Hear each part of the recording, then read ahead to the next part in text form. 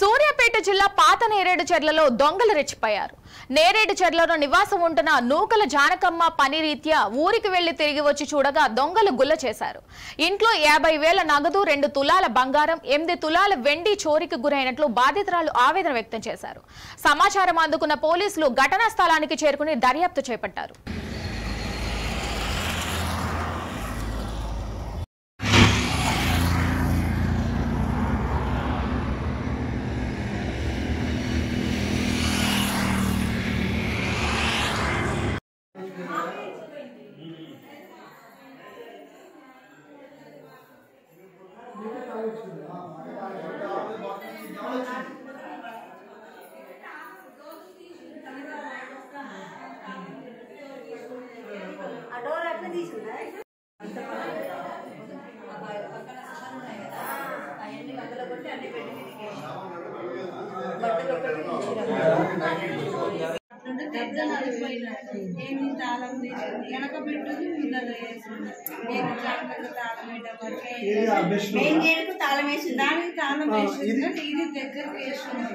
దగ్గరికి వేసింది అయితే వెనక ఉందేమో చూసినా వెనక పెట్టుంది, అది మెయిన్ డోర్ పెట్టుకుంటే తీసింది.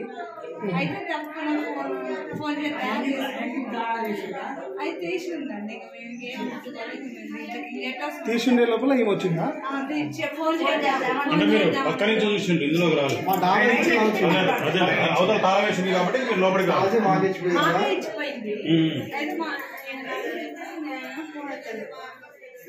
నీకే తాళం ఇచ్చిపోయింది. మాకే తాళం ఇచ్చింది. డాబర్ బట్టలు వచ్చింది. డోర్ తీసింది, తాళం తీసింది. అయితే బయట